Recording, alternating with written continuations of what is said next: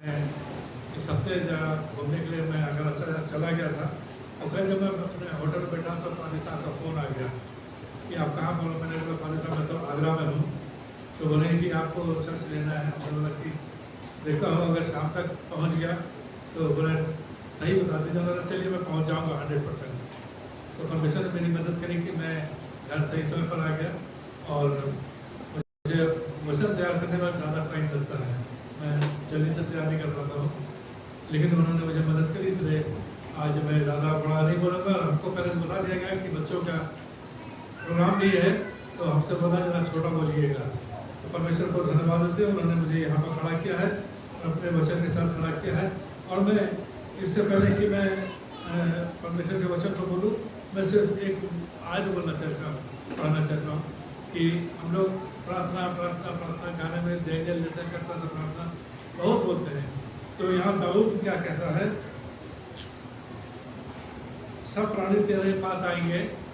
सब प्राणी, हम लोग सब प्राणी हम लोग परमेश्वर के पास आए हैं। क्यों?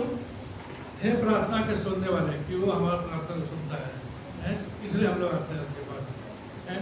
यदि हम भी अगर आज अन्य जाति होते, परमेश्वर हमको अपने पास ना लाता, हमको अपने लहू से यीशु मसीह ना देता, तो हम ऐसे रहते और ना मालूम होता कि हमारा परमेश्वर प्रार्थना सुनने वाला है। इसलिए परमेश्वर को धन्यवाद देते हैं कि वो आज यहाँ पर उपस्थित है और अपने हम सब की प्रार्थनाओं को, हम सबके रिक्वेस्ट को, हम सबके प्रार्थना को सुनेगा और हम लोगों के उसके हिसाब से हम लोगों को फल देगा। परमेश्वर सबको आशीष दे। छोटी सी प्रार्थना करते हैं। हमारे जीवन को उद्धार करता परमेश्वर पिता, आपके महान नाम को धन्यवाद देते हैं कि आप अपने बड़े दया से, अपने सामर्थ्य से, अपने करुणा से परमेश्वर पिछले हफ्ते आपने हम लोग सबको सुरक्षित रखा, कहीं भी आने जाने में ड्यूटी में आपने हमारी मदद करी, उसके लिए हम धन्यवाद देते हैं। परमेश्वर हम आपको धन्यवाद देते हैं कि आप इतने लोगों को अपनी इच्छा के अनुसार अपने भवन में लेकर आए, क्योंकि बहुत से लोग परमेश्वर संसार के काम में लगे हुए हैं और उनको नहीं मालूम कि परमेश्वर कौन है। नाम जानते हैं लेकिन आपको आपका संबंध उनसे व्यक्तिगत रूप से नहीं हुआ है। उन्हें दीजिए। यदि आज भी कोई ऐसा भाई है जो यीशु मसीह को व्यक्तिगत रूप से नहीं जानता है, वो जानने वाला बन सके। धन्यवाद पिता परमेश्वर। अब मुझको बोलने के लिए सामर्थ दीजिए, अपने पवित्र आत्मा की अगुवाई दीजिए पिता परमेश्वर, और जो भी बोलते हैं पिता परमेश्वर सबको आप वचन को हृदय में रखने वाला बन सके।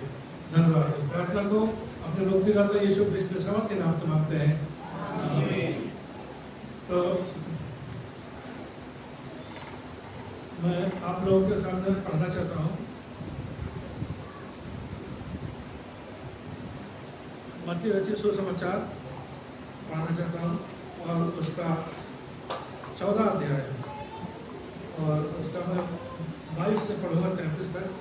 तो परमेश्वर हम लोगों को आशीष दे इस वचन के द्वारा। तो हम पढ़ना चाहते हैं। वहाँ पर यीशु मसीह के लिए लिखा है कि वो किस तरह से उन्होंने पानी पर चल कर अपना चेहरा दिखाया और चेहरे पहले उन्होंने कभी इस किस्म की घटना नहीं देखी थी, वो डर गए, लेकिन परमेश्वर यीशु मसीह ने उन्हें बताया है। तो मैं पढ़ूंगा 22 से। यीशु का पानी पर चलना। तब उसने अर्थात यीशु ने तुरंत अपने चेलों को नाव पर चढ़ने के लिए विवश किया। लगता है यीशु मसीह को छोड़ के वो जाना नहीं मानते थे, इसलिए यीशु मसीह ने उनको विवश किया ताकि वो चले जाए जहाँ तक वो लोगों को विदा करे, ताकि कुछ लोग रह गए थे। इससे पहले हम लोगों ने देखे तो 5,000 लोगों ने खाना खाया है, उनकी सेवा करी यीशु मसीह ने।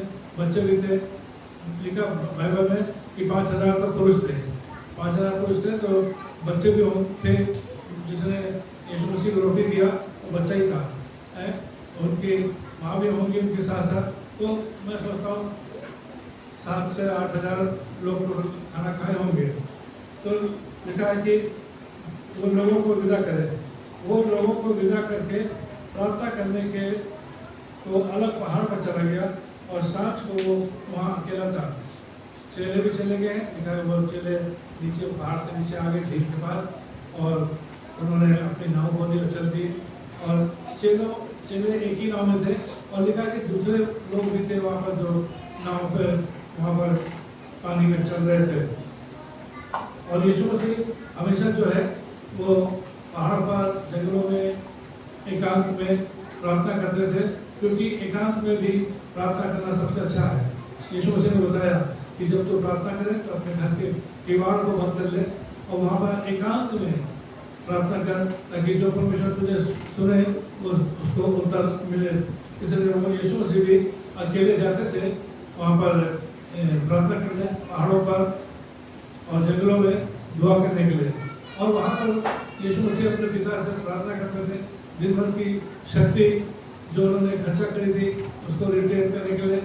और उसके बाद हम देखते हैं कि यीशु मसीह को, अगर हम यीशु मसीह के बारे में जो लास्ट के मृत्यु से पहले गेत्सेमनी बाग में दुआ कर रहे थे, तो वहाँ लिखा था एक स्वर्गदूत उनको सामर्थ दिया करता था। यीशु मसीह के पास जो हमेशा जो सामर्थ भेजता था, एक स्वर्गदूत के द्वारा भेजता था। 4 अध्याय मत्ती के 11 पद में भी सबकी बातें लिखी हैं। तो यीशु मसीह को शक्ति पाने के लिए पिता के पास जाते थे और अपने दिन भर, और हमेशा ये नहीं कि 1-2 मिनट या 5 मिनट की वो प्रार्थना करते थे, वो रात भर दुआ करते थे, रात भर दुआ करते थे। वो बहुत सवेरे आ जाते थे और मंदिर के प्रांगण में लोगों को उपदेश देना शुरू करते थे। तो ये था यीशु मसीह का प्रार्थना जीवन। मैं क्या सोच रहा था कि जब यीशु मसीह एक परमेश्वर होकर के कितनी प्रार्थना करते थे, तो हम लोग एक इंसान मिट्टी से बने हुए हैं, हम लोग कितना प्रार्थना करना चाहिए, वो हम नहीं करते हैं उसका प्रार्थना जितना हमको करना चाहिए। इसलिए हमको सीखना है यीशु मसीह के जीवन से, सीखना है यीशु मसीह के जीवन से कि कितना प्रार्थना करते थे। लेकिन आज लोग हैं, ऐसे पास्टर्स हैं, ऐसे विश्वासी हैं जो 6 घंटा, 8 घंटा, 10 घंटा तक प्रार्थना करते हैं। एक दिन मैं सुन रहा था अंकुर नरोमा के बारे में, वो बता रहे थे, मैं रात में खाना खा के 8-10 बजे अपने कमरे में जाता था और उसके बाद कोई मुझसे नहीं मिलता था। फिर सुबह 6 बजे कमरा खोलता था, फिर जिसको मेरे नाम मिल जाता था। तो इस तरह से बहुत से लोगों के मेरे पास एक अच्छे पास्टर्स की, फॉरेन के पास्टर्स की जीवनी है, और लोग बहुत प्रार्थना करते थे। एक इसमें बॉम्बे में एक पास्टर थे सेबेस्टियन करके, वो कह रहे थे कि कितनी बार प्रार्थना करना चाहिए। कांग्रेस से पूछा तो किसी ने कुछ बोला, किसी ने कुछ बोला, उसने बोला मैं दिन भर में 1 बार प्रार्थना करता हूँ और मैं 12 घंटे की प्रार्थना करता हूँ। और जब वो लोगों के ऊपर हाथ रखते थे, बदबूएं भाग जाती थी, बीमारियाँ चली जाती थी, लोग यीशु मसीह के पास आ जाते थे। तो प्रार्थना में शक्ति है, शक्ति वो हमारे द्वारा आती है, तब जो हम बोलते हैं वो लोगों के हृदय को बदलता है। वैसे प्रचार करना तो हम लोगों का काम है और हृदय बदलना पवित्र आत्मा का काम है। इसलिए हम यहाँ पर हमने पढ़ रहे। तब उस समय नाव झील के बीच में लहरों से डगमगा रही थी, क्योंकि हवा सामने की थी। और यीशु रात के 4थे पहर झील पर चलते हुए उनके पास आया। चेले उसको झील पर चलते हुए देखकर घबरा गए और कहने लगे, ये भूत है, और डर के मारे चिल्लाने लगे। और यीशु ने तुरंत उनसे बातें की और कहा, ढाढ़स बांधो, मैं हूँ, डरो मत। ये डरो मत जो बाइबल में जो शब्द है, ये कह 365 बार, कोई कहता 366 बार, यानी हर दिन के लिए एक रोज ये समझ लें कि परमेश्वर हमसे कहता है। सुबह जब हम उठते हैं काम करने के लिए निकलते हैं काम को, तो हमें कहें कि यीशु मसीह मुझसे बोल रहा है, डरो मत, मैं हूँ, ढाढ़स बांधो। और यीशु मसीह ने और पुराने नियम में भी परमेश्वर ने अपने लोगों को सिखाया कि आपको डरने की जरूरत नहीं है, क्योंकि लिखा कि जहाँ जहाँ तू जाएगा, ये हमसे बोलेगा परमेश्वर ने, वहाँ मैं जाऊँगा, इसलिए डरने की जरूरत नहीं, परमेश्वर हमारे साथ रहता है। तो ढाढ़स बांधो, डरो मत, मैं हूँ। पतरस ने उसको उत्तर दिया, हे प्रभु, यदि तू ही है तो मुझे अपने पास पानी पर चलने की आज्ञा दे। उसने कहा, आ जा। तब पतरस नाव पर से उतरकर यीशु के पास जाने को पानी पर चलने लगा। शुरू में तो चलने लगा, ये बहुत अच्छी बात है, परमेश्वर की आज्ञा होने वाली। यीशु मसीह ने बोला, आजा, तो चल दिया। पर हवा को देखकर डर गया, और जब डूबने लगा तो चिल्ला कर कहा, हे प्रभु, मुझे बचा। प्रभु ही बचाने वाले हैं और कोई नहीं है। और यीशु ने तुरंत हाथ बढ़ाकर उसे थाम दिया और उससे कहा, हे अविश्वासी, तूने क्यों संदेह किया है? इस पर उन्होंने जो नाव पर थे उसे दरड़ करके कहा, सचमुच तो परमेश्वर का पुत्र मसीह है। तो ये घटना है। हम देखते हैं यीशु मसीह ने जो लोगों को वचन सुनाया, दिन भर वचन सुनाते थे, भीड़ आती थी, उन्होंने खाना भी खिलाया उनको, और चंगाई देते थे, बीमार लोग आते थे, और जो लोग दुष्टात्मा ग्रसित होते थे उनको भी उनको आज़ाद करता था दुष्टात्माओं से। इस तरह से यीशु मसीह के पीछे बहुत सी भीड़ चलती है रही। और एक बार यीशु मसीह ने बोला कि भीड़ उसके पास आई, तो उसने बोला, तू कहाँ है? तू कहाँ है यीशु? हम तुझे ढूंढ रहे हैं। उसने बोला, तुम मुझे इसलिए नहीं ढूंढते कि वचन सुनो, तुमने रोटियाँ खाई है इसलिए ढूंढते तुम। तो हमारा भी ऐसा जो ध्येय या उद्देश्य ये नहीं कि परमेश्वर को आशीष पर दे रहा है इसलिए हम उसके पास आते हैं। जितने लोग परमेश्वर के दास हुए, चाहे पतरस हुआ या पौलुस हुआ, इन लोग बड़े कष्ट में गए हैं, कष्ट में थे, तो उनकी जो मौतें भी हुई बहुत तकलीफ में हुई। इसलिए हमको अगर आशीष मिली तो ऊपर दया हो रही है तो उसको परमेश्वर को हम धन्यवाद दें, क्योंकि बाइबल में लिखा है एक जगह कि परमेश्वर जो है हमको उतना ही कर देता जितना हम झेल सकें। परमेश्वर को हर एक के, जैसे एक बांस का छड़ी तो काफ़ी बढ़ जाएगा, लेकिन अगर एक शीशे का पत्थर रहता है फट से टूट जाएगा। इसी तरह से परमेश्वर हर एक को जानता है कौन कितना मेरे लिए सह सकता है, उसके हिसाब से आपको कष्ट में जाने देता है। फिर हम देखते हैं कि यीशु मसीह जो पानी यहाँ परेशान करने वाला पानी जो है, ये हवा चल रही थी और उस हवा के चक्कर में लहरें भी उड़ रही थी। जब परमेश्वर ने एक पृथ्वी बनाया तो देखा इसमें जेनेसिस 1 में कि पानी को दो भाग कर दिया परमेश्वर ने, एक भाग से आकाश बना दिया, एक भाग से पृथ्वी बना दिया। तो आधा पानी स्वर्ग में है, आधा पानी पृथ्वी पर है। तो इसलिए परमेश्वर जो करता है। फिर जब इस्राएल लोग जा रहे थे तो ये पानी जो था उनके रास्ते में रुकावट पैदा कर रहा था। समुद्र आ गया सामने, समुद्र आ गया, सब डर गए, जैसे यहाँ पर चीन डर गए, वैसे इजराइल जाती हुई डर गई और मूसा के ऊपर चिल्लाने लगी, इस तरह से तो हम वहीं मिस्र में रहते, वहाँ पर खरबूजा मीट और मछली खाते रहते हैं। लेकिन परमेश्वर का जो प्लान होता है वो अलग होता है। इसलिए हम कभी जो भी हमारे तकलीफ आए तो ये सोचें कि परमेश्वर की तरफ से आया, क्योंकि जब ये अय्यूब था इसके बाद तकलीफ आया तो शैतान ने उसको तकलीफ में डाला, लेकिन उसने परमेश्वर से आज्ञा ली थी। इसलिए कभी कभी हमारे पास भी जब दुख तकलीफ आते हैं तो शैतान की तरफ कभी आते हैं, लेकिन वो परमेश्वर से आज्ञा लेके आता है। बिना आज्ञा के वो हमको नहीं छू सकता और परमेश्वर उसको छूने भी नहीं देगा। इसलिए हम लोग जो प्रार्थना करते हैं, लोग यहाँ पर बहुत से अपनी बीमारी के लिए प्रार्थना करवाते हैं, बहुत से अपने घर की समस्याओं का समाधान करने के लिए होता है। धीरज रखें, परमेश्वर जो सुनेगा और अपने समय पर, ठीक समय पर उत्तर देगा और कार्य को पूरा करेगा। फिर हम देखते हैं ये जो वृतांत हम यहाँ देखा है, यहाँ 3 उसमें सुसमाचार में पाया था, मत्ती में पाया था जो हमने पढ़ा है, फिर मरकुस में भी पाया जाता है तो 6 अध्याय 45 से 51 में लिखा है। तो उसके बाद यूहन्ना में भी लिखा है 6 अध्याय 16 से 21 में। तो थोड़ा लिखते समय थोड़ा सा फर्क हो गया है, तो ये ऐसी कोई बात नहीं है, क्योंकि यहाँ पे जैसे मत्ती में लिखा वो कफरनहूम जाने के लिए अपने नाव पर बैठ गए, फिर मरकुस में लिखा है बैतसैदा जाने के लिए। तो ये दोनों जो जगह थे ये एक दूसरे से मिले जुले थे। तो यदि दोनों लोग जा रहे हैं तो बीच में भी किनारे पहुँच जाएंगे तो वो अपने घर सही से पहुँच जाएंगे। और यीशु मसीह ने जो भी घटनाएं घटी सब पहले से वो जानते थे क्या होगा, लेकिन उनके विश्वास को मजबूत करने के लिए उन्होंने इस किस्म की घटना होने दिया।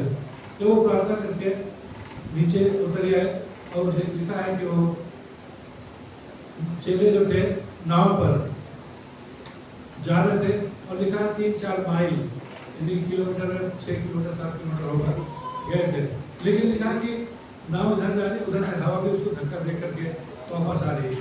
इस तरह से कभी कभी हम कहीं पर जाना चाहे परमेश्वर के कार्य के लिए, तो हम देखते हैं कि शैतान भी उल्टी हवा बहाता है, लेकिन परमेश्वर जो है हमारे साथ है। हम दृढ़ता से उसके वचन को लोगों को बताएं, सुनाएं, परमेश्वर हम उनकी मदद करेगा। फिर हम देखते हैं कि सबसे बड़ी बात जो है, सबसे जो गोल्डन वर्ड्स कि परमेश्वर ने जगत से ऐसा प्यार किया कि उसने अपना इकलौता बेटा दे दिया, ताकि जो कोई उस पर विश्वास करे नाश ना हो तो न जीव पाए। यीशु मसीह परमेश्वर चाहते हैं कि हम नाश ना हो। परमेश्वर ने हमको नाश होने के लिए नहीं बनाया है। वो आज जैसे पत्रस में लिखा है कि लोगों ने बोला भाई यीशु मसीह कब आएगा, तो बोलता जल्द आने वाला है।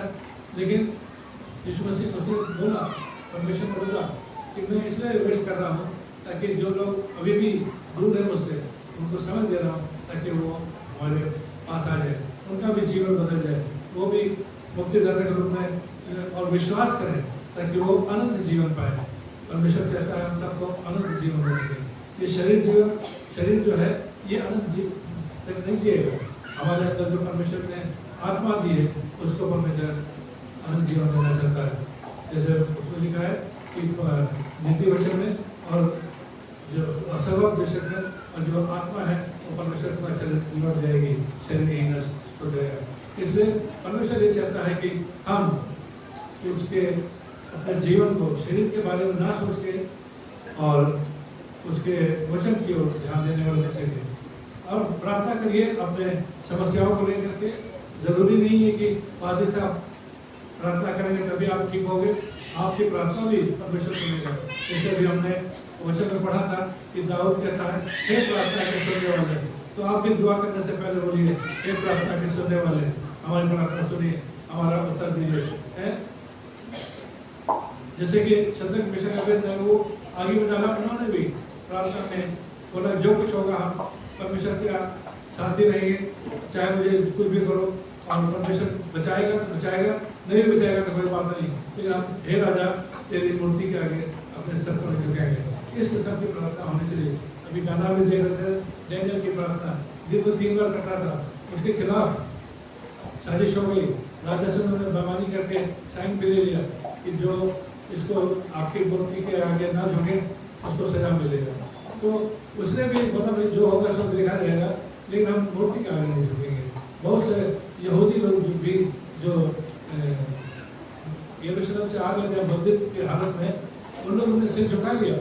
बाद में पूछा गया भाई तुमने क्यों सिर झुकाया? सिर झुकाया कर हमारे नहीं, ऐसे कोई बात नहीं। परमेश्वर का दिल भी होना चाहिए और शरीर भी होना चाहिए। क्योंकि प्राण देते विश्वासी रहे तो मैं तुझे जीवन का मुकुट दूंगा।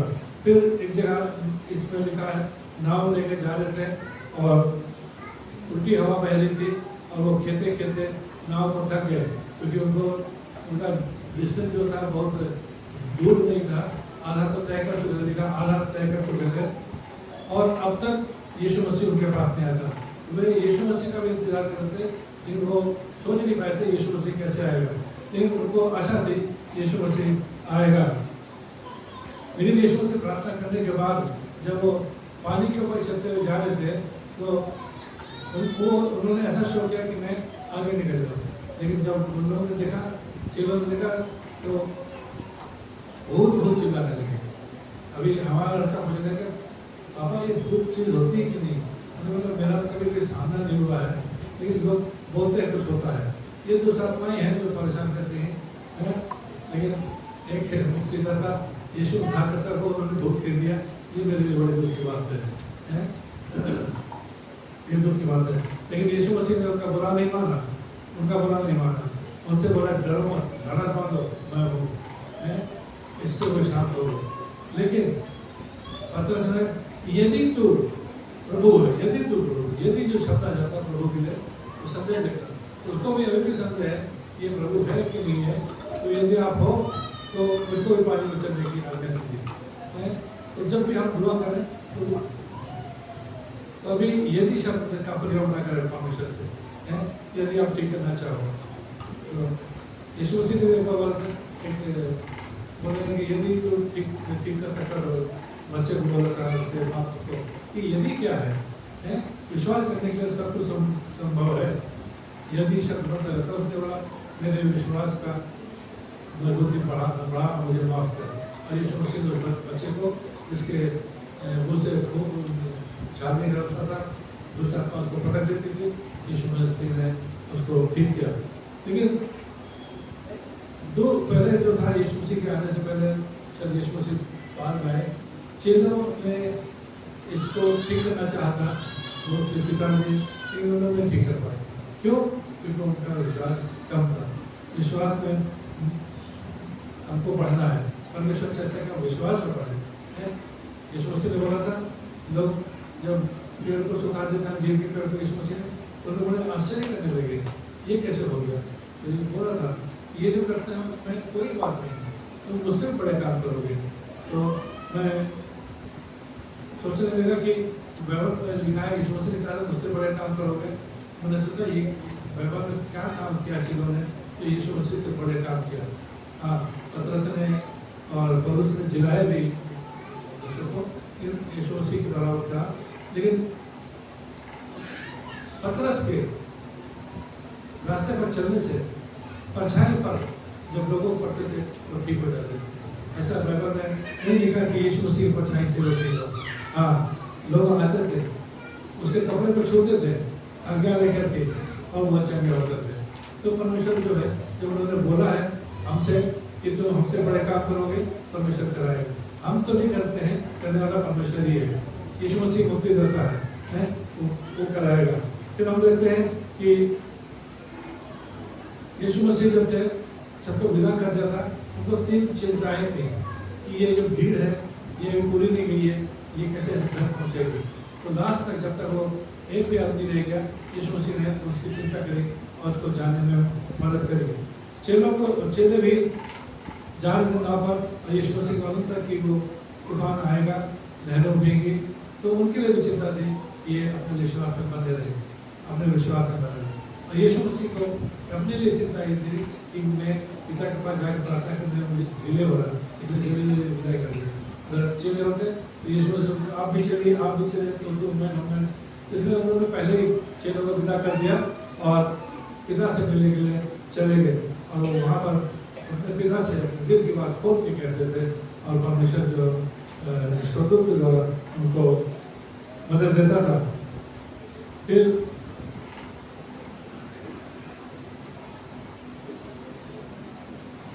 यीशु मसीह जब वहाँ पहुँच रहे थे तो लिखा कि वो चौथे पहर में अर्थात जो एक रोमी लोगों का पहर सुबह से शुरू होता है और इनका यहूदियों का शाम से होता है, ऐसा है।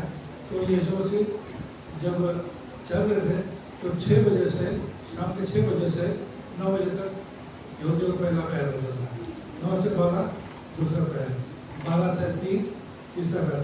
इसके बाद 3 बजे के बाद यीशु मसीह प्रार्थना करके खत्म करके आए थे। 3 बजे के बाद तो हो सकता 3 से 6 जो चौथा पहर होता, वहाँ 6 बजे तक तो 3 बजे तक काफ़ी यीशु मसीह जब पहुँचे तो वहाँ पर अंधेरा रहा। तो उनका 3 बजे 4 बजे के बीच में यीशु मसीह उनके पास पहुँचे। और फिर हम देखते हैं कि जब वहाँ पहुँच गए तो पतरस की घटना हम यहाँ पर देखते हैं। जब उसने बोला यीशु मसीह अगर आप हैं तो मुझे आज्ञा दीजिए कि मैं भी पानी पर चलूँ। यीशु मसीह ने बोला आ जाओ। और जब वो और फिर जो बोला था यदि तू है, तो वहाँ पर उसके विश्वास की कमी दिखाई दे रही थी। और इसीलिए यीशु के कहने से पतरस पानी पर, जब यीशु मसीह ने बोला आ जाओ, तो वो पानी पर चलने लगा, इतना चलने लगा। इसलिए यदि हम तो कोई काम करना है, कठिन काम है, और हमको लगता है ये मुझसे नहीं होगा, तो हम परमेश्वर से मांगे, परमेश्वर मुझे शक्ति दीजिए, परमेश्वर मेरी अगुवाई करिए।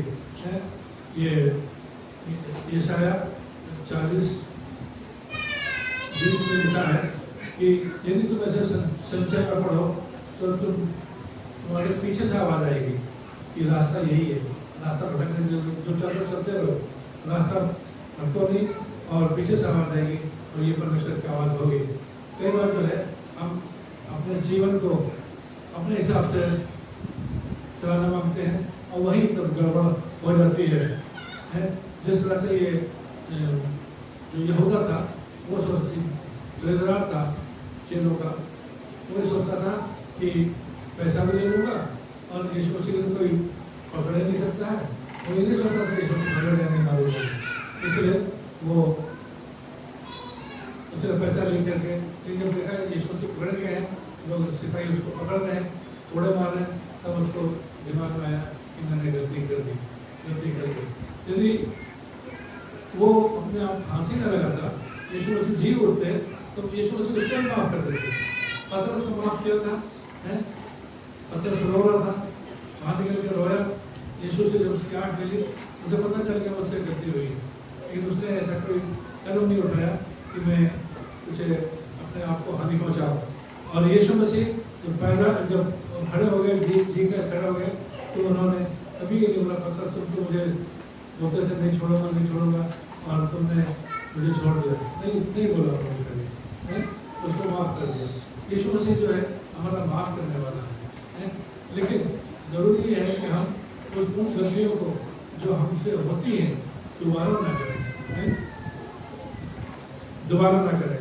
तो ये है कि हमने जब तक हम प्रभु को नहीं ग्रहण कर पाते हैं तो हम बहुत सी गलतियाँ करते हैं, और वचन में लिखा है परमेश्वर हमारी उन गलतियों को जो हमने इनोसेंट भाव क्या कहेंगे हिंदी में इनोसेंट को, तो मासूमियत में परमेश्वर की जो हम सामने उनकी गलतियाँ करते हैं तो मुझे माफ़ कर देते हैं, इसलिए सारे गुनाह माफ़ कर देते, सब गुनाह माफ़ करते हैं, क्योंकि यीशु मसीह के लहू में इतनी सामर्थ्य है कि उसका एक बूंद भी हम सबके लहू से हमारे पाप सवा हो सकते हैं। लेकिन अगर जो मैं झूठ बोलता था और उससे ग्रहण करने के बाद भी झूठ बोल रहा हूँ, तो ऐसा माफ है यीशु मसीह जान बुझ के अगर हम झूठ बोलेंगे तो परमेश्वर जो है उसका हिसाब हमसे लेगा। तो जब ये पानी में चलने लगा तो पतरस फिर उसने देखा यीशु मसीह तक देख के जा रहा मेरा प्रभु आ रहा है, ये घर से जा रहा है, लेकिन सडनली उसने देखा कि हवा को ज़्यादा तेज चल रही है और लहर जो घुटने तक आ रही है, तो उसमें वो डर गया।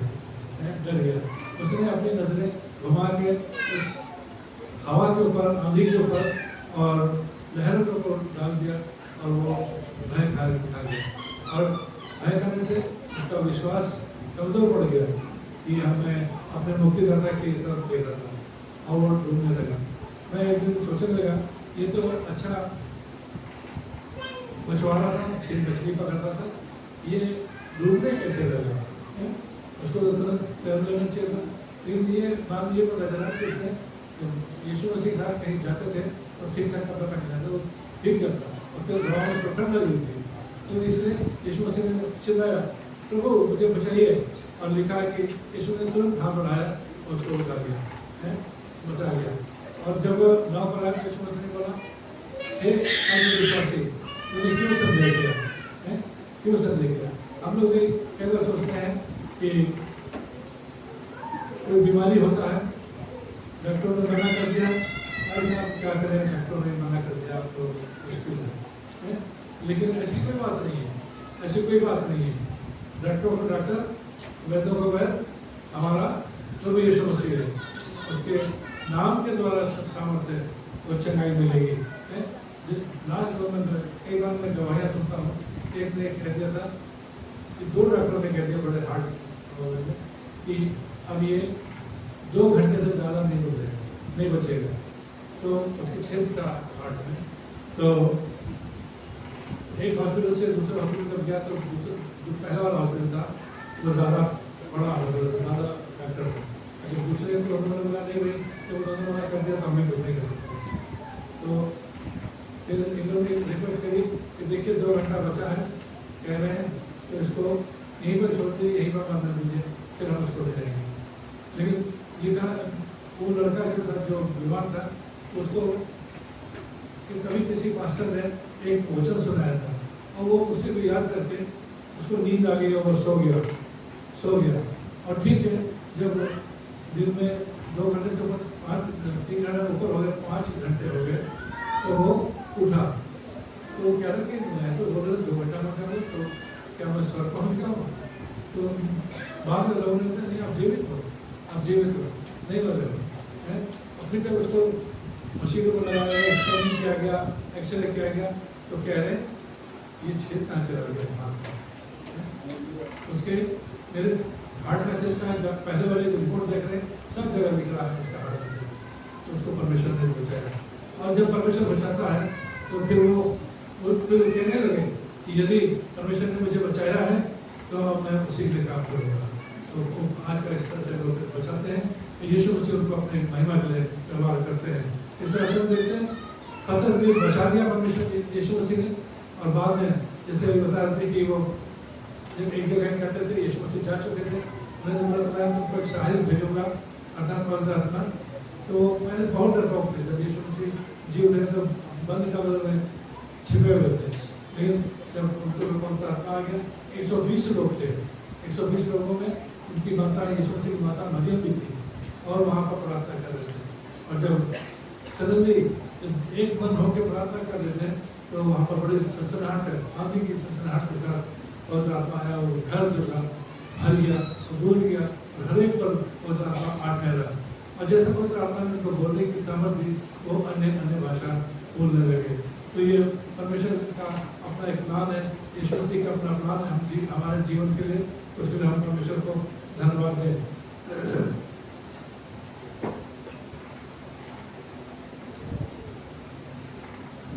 यीशु मसीह ने जब पतरस को नाव पर बैठ गए, आगे यीशु मसीह भी आ गए और ये पतरस भी आ गए, तो यीशु मसीह उसको झिड़का है, झिड़का मतलब हल्का से डांटा कि तुम कैसे विश्वास में कमजोर पड़ गए हैं, तो कैसे कमजोर पड़ गए। और वो चेले भी डर गए यीशु मसीह के, ये कौन है जो आंधी को भी डांटता है और पानी को भी डांटता है और सब शांत हो जाता है। और जैसे मैं बता रहा था और भी नौ थी, वो भी परेशान थे, इनके जीवन के द्वारा उनमें शांति आने के द्वारा उनकी भी शांति आ गई, परमेश्वर की शांति। इसलिए यदि आज हमारे जीवन में शांति परमेश्वर की, तो दूसरों को भी बताइए ताकि उनका भी जीवन बदल सके, उनका भी जीवन बदल के परमेश्वर की महिमा के लिए होने लगा। परमेश्वर को धन्यवाद देते हैं कि जब यीशु मसीह आ गए तो चेले जो थे यीशु मसीह को दंडवत करने लगे। हालेलुया, ये बड़ी अच्छी बात है कि परमेश्वर हमारे साथ है।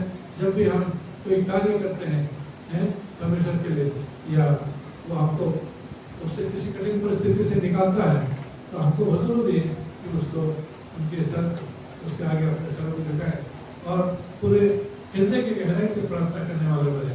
हृदय गहराई से जब वो हिजकिया राजा ने कहा, उसने बड़ी गहराई से दीवार के तरफ मुँह करके आंखों में आंसू भर के अपने दुआ करी, पिता परमेश्वर मुझे चंगाई दीजिए, क्योंकि मैं तेरे साथ ही तेरे वचन के अनुसार सकता हूँ। और परमेश्वर ने क्या करा, उससे नबी को भेजा, इससे पहले कि वो चला जाता दोबारा भेज जाओ, उसको बोलो 3 दिन के बाद तो परमेश्वर के भवन में जाने पाओगे, मेरी आराधना करने पाओगे। और हमारा परमेश्वर इतना महान है और इतना प्यारा है जो हम सब पर अपनी कृपा देती रहता है। बाइबल में एक जन मुझसे पूछेगा, बाइबल में यीशु मसीह ने लिखा है कि यीशु परमेश्वर की 7 आंखें हैं, तो 7 आंखें रियल में होती है क्या? 7 आंखों के ये मतलब नहीं कि रियल में आंखें हैं, वो सारे पृथ्वी का नजर रखता है। ये है चाहे हम अंधेरे में हो, चाहे उजाले में हो, चाहे योना की तरह पानी के निचले स्तर पर चले गए हम, वहाँ पर भी परमेश्वर है। और चाहे हम दाऊद जैसे रहते हैं कि मैं सूर्य की किरणों में बैठ कर दूर चला जाऊँ, वहाँ पर भी परमेश्वर है। तो ये कहने का ये मतलब नहीं कि 7 आंखें ऐसी कोई बात नहीं है। परमेश्वर हम सबको नजर रखता है, हर एक हमारे जीवन को देखता है, हमारी मदद करता है जब हम उसकी आराधना करते हैं, जब हम उसको प्रार्थना करते हैं। और जब इन्होंने चेलों ने इसको दंडवत किया, तब उन्होंने लिखा है कि उन्होंने माना ये व्यक्ति जो है ये परमेश्वर का पुत्र है, परमेश्वर का पुत्र है। देखिए अगर इस लास्ट में जो लिखा है कि दंडवत करके कहा सचमुच तो परमेश्वर का पुत्र है, तो परमेश्वर जो है विश्वास उनका बढ़ा रहा था। अब वो जान गए कि ये परमेश्वर के पुत्र है, अर्थात ये परमेश्वर ही है, परमेश्वर ही है कि प्राकृतिक भी इसका हुक्म मानते हैं, प्राकृतिक भी हुक्म मानते हैं। जो प्राकृतिक क्या जानवर भी हुक्म मानते हैं, पशु पक्षी मानते हैं। जब वो था जो नदी था जा रहा था गधी पर, तो गधी भी बात करने लगी थी, गधी ने भी बात किया जब उसको मारा तो मुझे क्यों मारता है कि मैंने तेरी सेवा करी है। तो परमेश्वर क्या बोलते हैं, हाँ बिलाम नाम था, बालाक राजा के पास जा रहा था। बालाक राजा उसको बुलाया था कि मेरी तरफ से तो इजराइलियों को श्राप देने के लिए आ जा, मैं तुझे मारा मार कर दूंगा। लेकिन जब वो गधी ने उसको बोला कि तू मुझे क्यों मारता, मैंने आज तक कभी तेरा कोई नुकसान किया है नहीं किया है। तो परमेश्वर जो है पशु पक्षी से, हवा से, बादल से, जो एलिया ने दुआ करा बादल की परमेश्वर वो कर दीजिए, बरसात कर दीजिए, तो वो बादल के हुक्म माने बरसात कर दिया। इसलिए हम ये ना सोचते कि परमेश्वर सिर्फ हमारी, हम लोग ही परमेश्वर की बातें सुनते हैं कि फूल पत्ती प्रकृति सब उसकी वचन को सुनता है और उसका पालन करता है। कभी हम इंसान को वचन को न मानते हैं, कभी भी अपनी इच्छा से चलते हैं, लेकिन आज तक ये नहीं लिखा कि किसी प्राकृतिक ने उसका हुक्म न माना है, सब ने माना, सब ने माना। इसलिए परमेश्वर जो चाहता है कि हम विश्वास में आगे बढ़ें, विश्वास में आगे बढ़ें। क्यों? क्योंकि इसी के द्वारा हम अनंत जीवन को पाएंगे, अनंत जीवन को पाएंगे। और परमेश्वर जो है हमको चाहता है कि अनंत जीवन पाए और हमारे कामों के अनुसार वो हमको कर देगा। ये भी लिखता है, कुरिन्थियों में लिखा है बहुत से लोगों के सबके जो काम है वो एक आग में डाले जाएंगे, आग में डाले जाएंगे। और मैंने कोई काम नहीं किया है तो वो सब जल जाएंगे, जो भी हमने किया उसके काम है, लेकिन मैं खुद बचन में जलते चलते। इसलिए बहुत से लोग ये सोचते हैं कि अगर बस बच गए तो काफ़ी बात है, लेकिन ऐसी बात नहीं है, उसके लिए काम भी करना है, काम भी करना है, ताकि जो लोग अभी भी परमेश्वर से दूर हैं, नहीं जानते हैं, वो उसको ग्रहण करें और उसके करीब आने लगे। आज मैं जो गवाहियाँ सुनता हूँ तो उसमें तो आज तक यीशु मसीह ही लोगों को पूरा, किसी ने उनको वचन सुनाया नहीं, परमेश्वर ने उनको बचा दिया है, परमेश्वर ने उनको बचा दिया। तो यीशु मसीह ने बोला था यदि हम चुपचाप रहेंगे तो पत्थर बोल उठेंगे। तो इस तरह से आज मुझे लग रहा है यीशु मसीह काम में लग गया है, क्योंकि हम लोग अपने आप को तैयार रखें।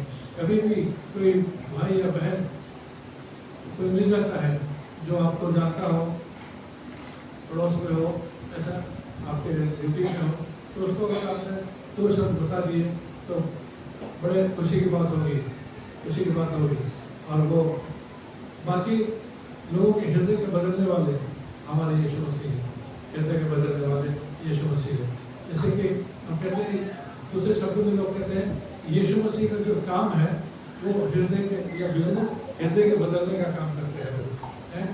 ये नहीं कि बस बच्चे सुना दिया खत्म, उन्होंने अपने समय बहुत से वचन लोगों को सुनाए हैं, बहुत सुनाए, लेकिन उसके बाद लोगों ने यीशु मसीह को ग्रहण भी किया है। जो भी चंगाई पाता था वो यीशु मसीह को ग्रहण करता था। वो एक जो लेडी थी जो 12 साल के लहू पहने की तो तकलीफ हुई, उसने भी जब यीशु मसीह के कपड़े को टच किया थोड़ा नीचे वो चंगी हो गई। और यीशु मसीह को पता चल गया मेरे अंदर सामर्थ्य निकली है। चेहरे कह रहे हैं, लोग आप पर गिर रहे हैं, यीशु मसीह आप कैसी बात करते हो? उन्होंने कहा नहीं, कोई किसने छुआ मुझे? उसने बोला कि मैंने छुआ, डरते डरते बोला। और उसके बाद उसका जीवन बदल गया, जीवन बदल गया, शरीर की बीमारी चली गई और वो यीशु मसीह के काम को करने लगी।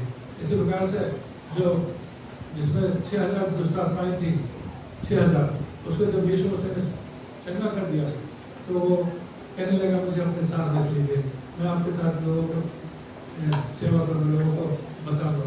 उसने बोला नहीं, तो अपने घर चला जा, अपने लोगों में, अपने मोहल्ले में कह लोगों को बता कि यीशु ने तेरे लिए कैसे बड़े बड़े काम किए, यीशु मसीह के जो काम होते हैं वो बड़े काम होते हैं, हमारी बुद्धि से परे नहीं होते हैं। इसलिए हम कभी भी परमेश्वर के काम के लिए अपनी बुद्धि ना लगाएं। एक बार पौलुस लोग कहीं प्रचार करने के लिए अपना प्लान बनाए, पवित्र आत्मा ने बोला कि वहाँ मत जाओ, ठीक है। पवित्र आत्मा ने बोला, यीशु मसीह ने बोला, एक ही बात है, वो लोग नहीं गए। इसलिए जब भी कोई ऐसा सिचुएशन होता है हमारे जीवन में, तो आप कहीं कोई काम करने के लिए जाते हैं तो परमेश्वर से प्रार्थना करें, वो हमको रास्ता दिखाएंगे और हम अपने विश्वास से बढ़ेंगे। परमेश्वर से कहता है कि हम विश्वास से बढ़ें और जिस तरह से चेले विश्वास करते और अपने काम को उन्होंने सही ढंग से किया, उसके लिए हम धन्यवाद देते हैं। और उसने इन लोगों ने इतना काम किया है यीशु मसीह के लिए, उन्होंने अपनी कुर्बानी दे दी है और उसको भी रोम में जा करके मार दिया गया था, लेकिन उन्होंने अपने मुंह को नहीं बोला। परमेश्वर हम लोगों को शक्ति दे कि हम विश्वास में बढ़ें, प्रार्थना में बढ़ें, परमेश्वर से मांगे, वो हमको सामर्थ्य दे, हम उसके काम को कर पाएंगे और उसके नाम की महिमा होगी। परमेश्वर हम लोग को बड़े आशीष दे। आमीन।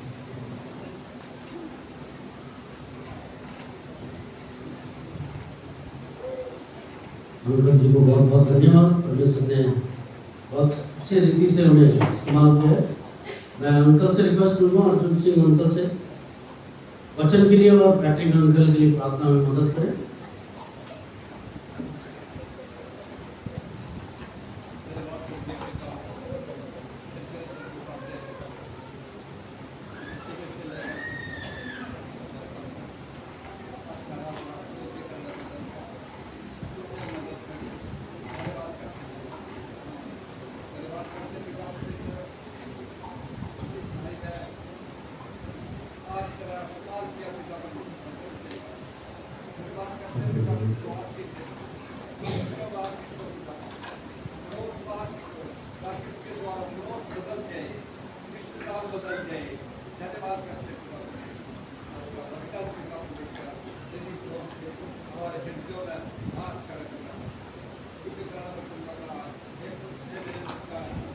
शिक्षा को